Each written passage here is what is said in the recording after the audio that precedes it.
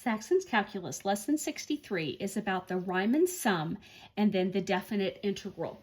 Now, the Riemann sum we've already talked about in the fact that what we're doing is we're finding the area under a curve, and whatever that curve may be, we're drawing boxes underneath it, and then we're taking the sum of all of those areas of those boxes.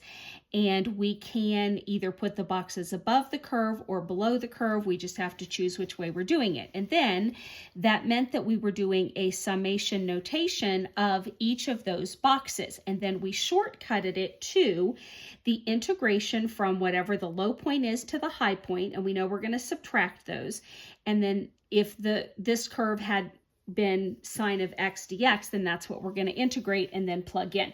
So they review the fact that it was Riemann who created all of that as a mathematician, genius that he was.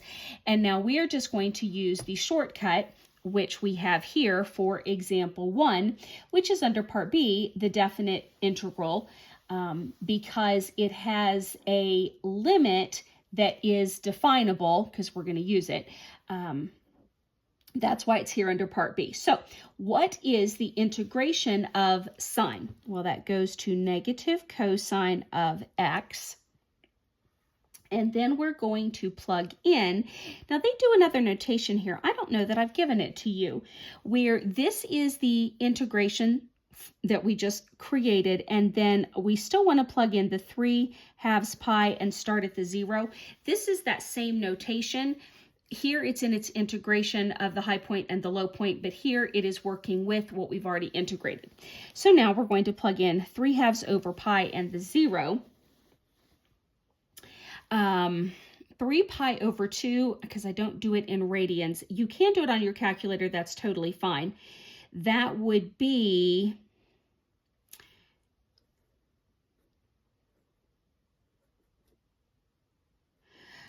pi would cancel with 180 as the conversion fact. Let's see, 360 divided by 3.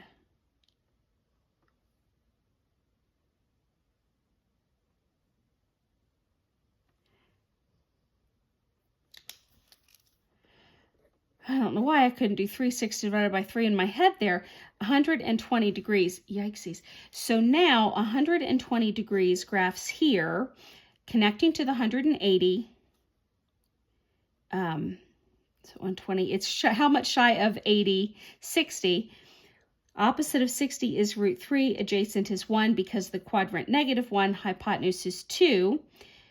The cosine of that, ca, adjacent, is -1 over 2, but we are negating that to +1 over 2.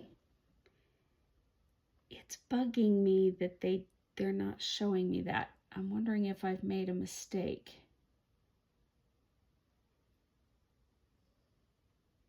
I'm going to keep going for just a split second and then I'll find it. When I plug in 0, of course 0 is not, it's here on this line. So I am traveling over but not up. Hypotenuse is 1.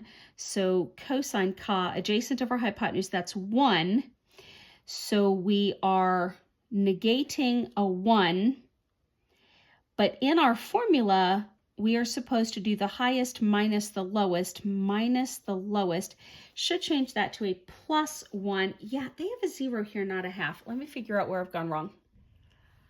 The problem is not in my math. The problem is, and I forgot that this occurs, whenever we're dealing with sine and cosine and the integration, I can't just use the given numbers because they are applying for the sine part.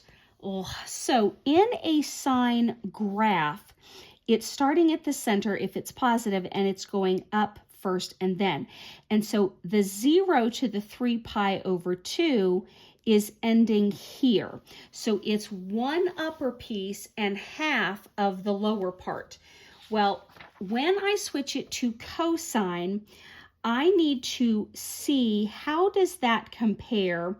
And a cosine that is negative has to start at the low point. So where is the closest starting at a low point?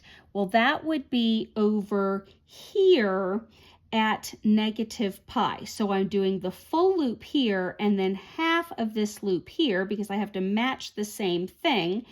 So technically now for the cosine, it's going from negative pi to the pi over 2. Since that's the case, then here, that's what I need to actually be finding from the pi over 2 to the negative pi. All right. Yes, just making sure I haven't had another error in here.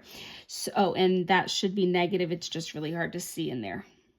No, that's the positive one. Goodness gracious. Okay, all right, let's just fix this. This is close, but this is not accurate. Now, all right.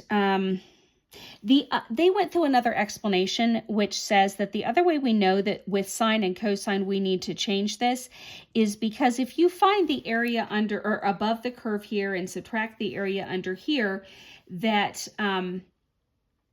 the answer that you get is not the correct answer that you get when you actually subtract those areas, and the two should work the same. And it does work when you do the area under the curve here and take off the positives, then you get the correct answer. So that's the other double check that tells them to change it. So pi over 2 is actually the 90 degrees. So that's this line. I'm going up, I'm not going over, I'm matching the hypotenuse. So the adjacent over hypotenuse, is 0. And then we are minusing whatever the answer we get from negative pi, which would be pi is the 180. And whether I go positive or negative, it's still the same thing. So it's negative 1, nothing up or down, matching hypotenuse of 1. So that's negative 1 over 1, negative 1. We're minusing negative 1. And just a second. That's the original with the sign. I should be getting just, let me double check. The first answer was 0. We are minusing the second answer. We are minusing the second answer, but the second answer comes from negative cosine, which negated this answer, which made it positive 1. So it's 0 minus 1 is negative 1. Yikes, that was lovely and confusing. Example 2, integrate from 2 to 1, x squared minus e to the x dx. So when we integrate this one, we get add 1 to the exponent, then flip it 1/3 x cubed minus e to the x remains e to the x. There's nothing else to derive there. Now let's plug in our 2. 2 cubed is 8, so 8/3 minus e squared. Oh, that's like 2.7.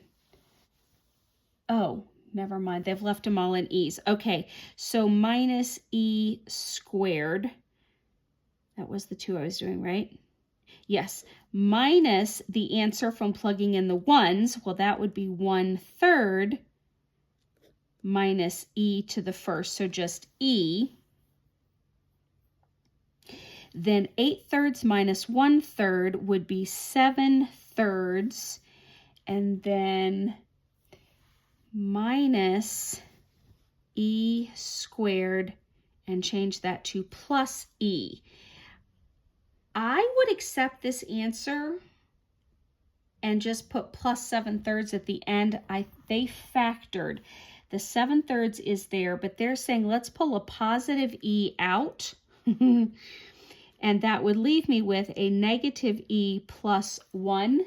Yeah, and that's how they left it. Either one of those is an okay way to summarize that answer.